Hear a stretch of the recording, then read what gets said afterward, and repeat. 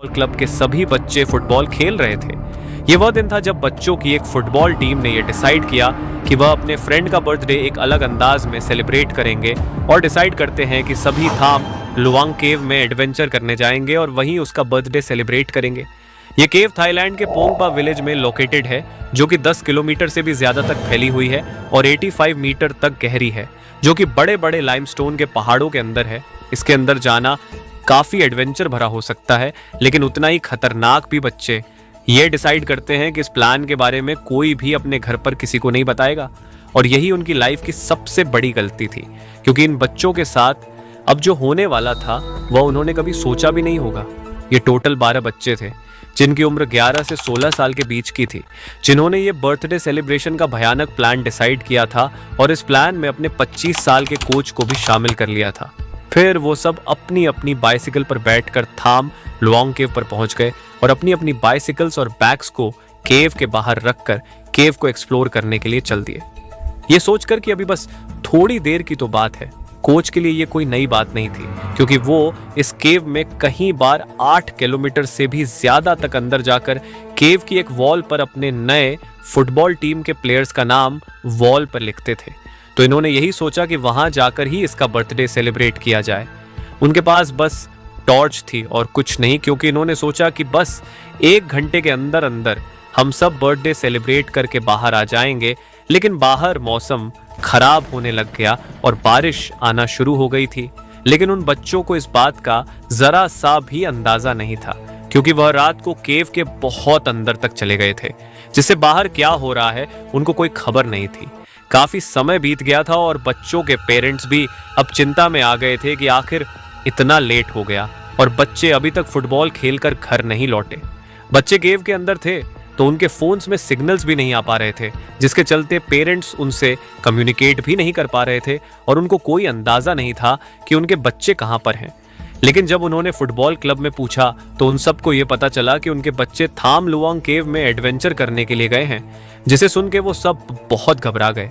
जब सारे पेरेंट्स केव पर पहुंचे तो उन्होंने पाया कि बच्चों के बैग्स और बाइसिकल केव के बाहर पड़ी थी, जिसका सीधा सा मतलब यही था कि बच्चे अभी भी केव के अंदर हैं, और यह देखकर वह डर गए।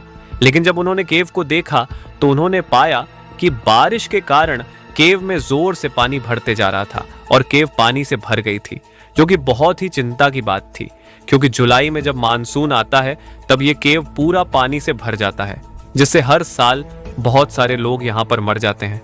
और पेरेंट्स को डर था कि उनके बच्चों के साथ ऐसा कोई हादसा उनके साथ न हुआ हो। बात इतनी बड़ी हो गई थी कि रेस्क्यू टीम भी वहां पर पहुंच गई थी। रेस्क्यू टीम जब केव में गई तो उन्होंने देखा कि हर तरफ पानी ही पानी भरता जा रहा है, जिसकी वजह से अंदर घुटन हो रही थी, जिससे उनको सांस लेने में भी काफी तकलीफ हो रही थी। रात के करीब 1 बज चुके थे और केव में पानी अभी भी पहाड़ों से होता हुआ उसके अंदर भरता ही चला जा रहा था। और फिर रेस्क्यू टीम ने उन पेरेंट्स को एक दिल दहलाने वाली बात बताई कि हाँ, पानी केव की चट्टान तक जा टकराया है, जिसके आगे जाना पॉसिबल नहीं है, क्योंकि उनके पास पूरे इक्विपमेंट नहीं थे उसको पर करने के लिए।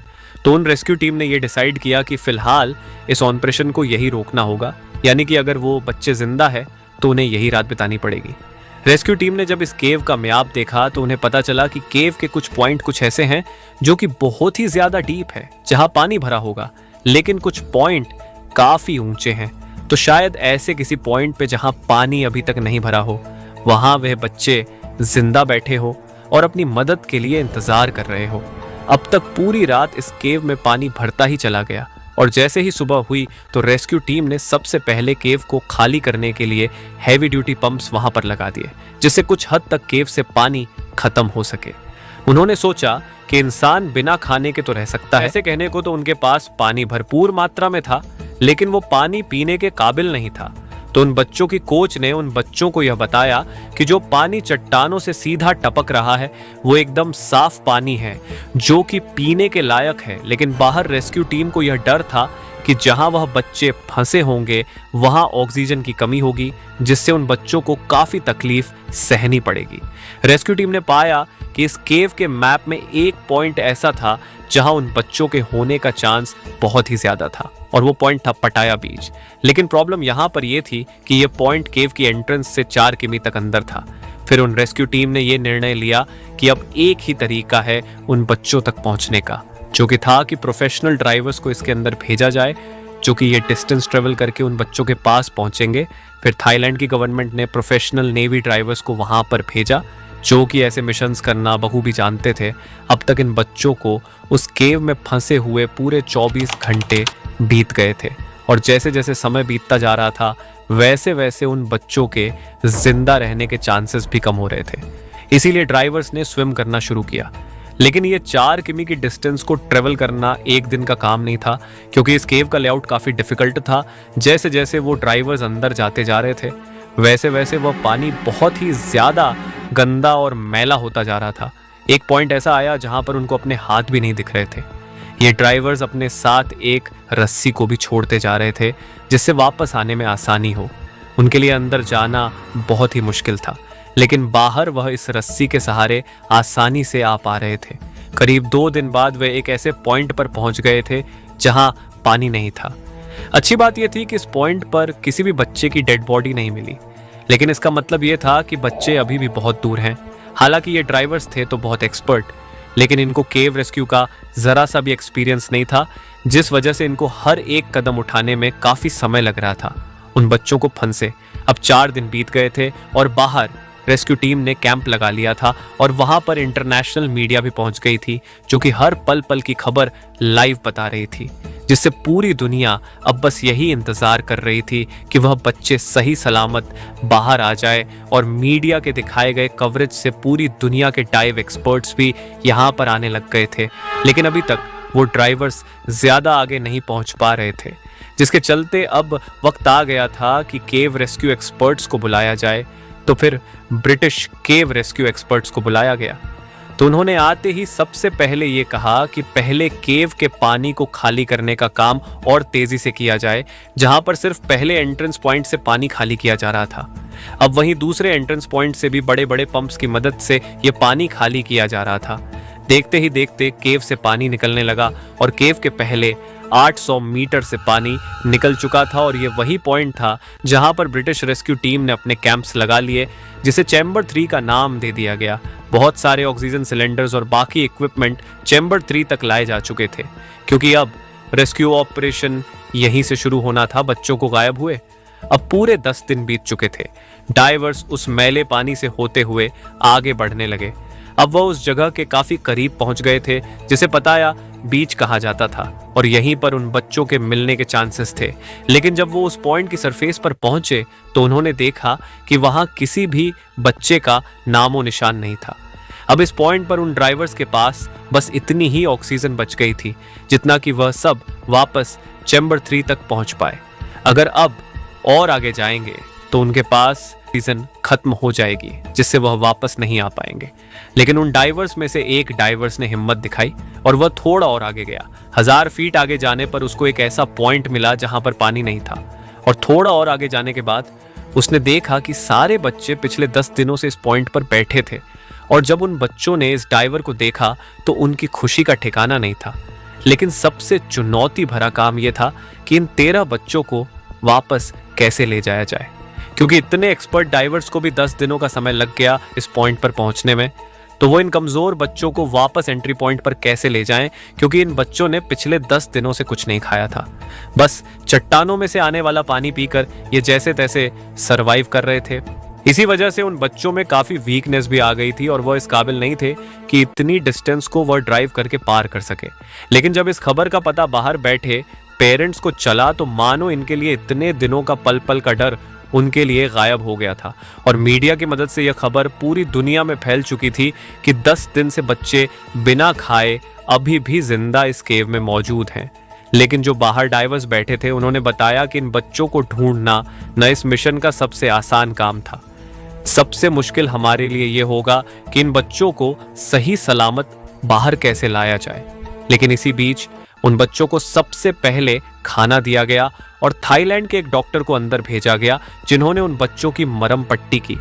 इन बच्चों ने बताया कि जब इस केव में पानी भर रहा था तो जो भी वह खाना अपने साथ लेकर आए थे वह अफरा तफरी में कहीं गिर गया था। और उन्होंने बताया कि हमारे कोच भी हमें रोज मेडिटेशन करवाते थे जिससे उन बच्चों में उल्टे सीधे ख्याल ना आ पाए, जिससे इनके दिमाग और शारीरिक स्तर पर कोई प्रभाव ना पड़े।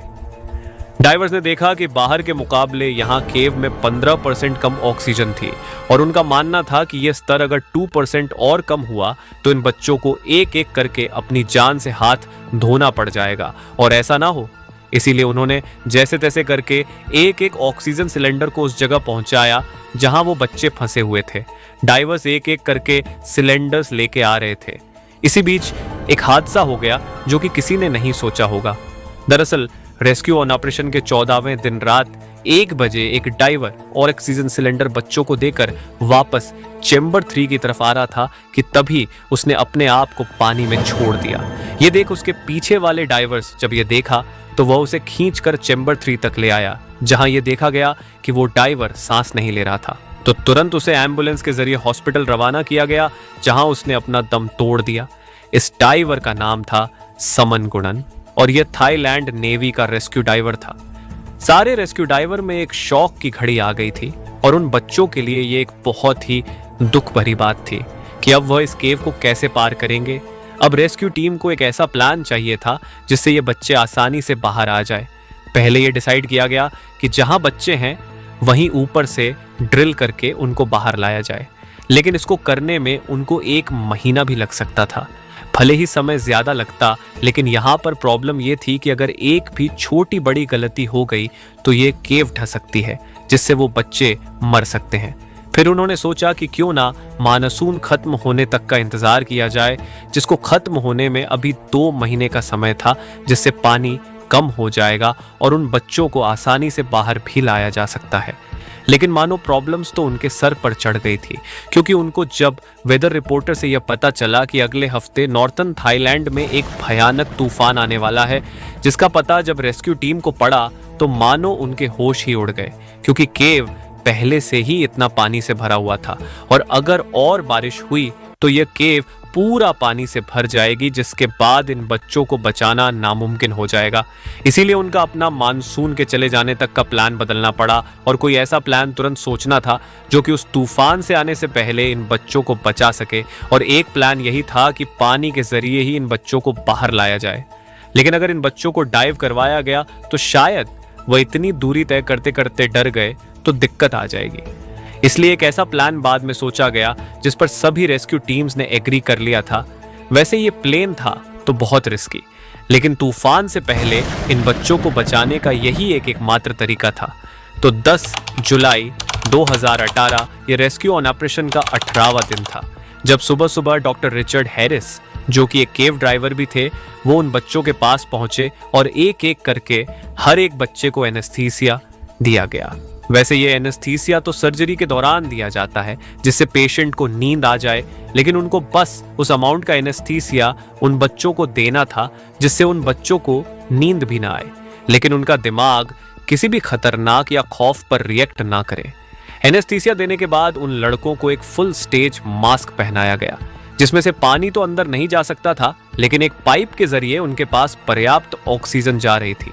अब इसके बाद एक रेस्क्यू डाइवर एक बच्चे को लेकर निकला। यह करीब 1 घंटे का सफर था, जो कि चेंबर 3 तक का था, और यह सफर आसान भी नहीं था, क्योंकि बीच में कोई जगह सिर्फ 2 फीट जितनी चौड़ी थी, पानी के अंदर ज्यादा कुछ नजर नहीं आ रहा था, और बच्चों को एनेस्थीसिया दिया हुआ था जिससे वह आधे नींद में थे और इन जगहों में ज्यादा रिएक्ट नहीं कर रहे थे। फिर आखिरकार 8 जुलाई को 4 डाइवर 4 बच्चों को केव से बाहर निकालने में सफल होते हैं, लेकिन अब भी 8 बच्चे केव में फंसे हुए थे। में फिर ऑक्सीजन सिलेंडर खत्म होने के कारण उन्हें 10 घंटों तक रिफिल करा गया और फाइनली 9 जुलाई को 4 बच्चों को बाहर निकाला गया और फिर 10 जुलाई को पूरे 18 दिन बाद बाकी बचे 4 बच्चे और कोच को निकाला गया। इस प्रकार यह डिफिकल्ट मिशन कंप्लीट हुआ, लेकिन बच्चों को बचाने के चक्कर में समानन गुणन ने अपनी जान दांव पर लगा दी थी, जिसके बाद इस केव के सामने उसका एक स्टेच्यू भी बनवाया गया। तो दोस्तों, ये थी थाई केव की रेस्क्यू कहानी।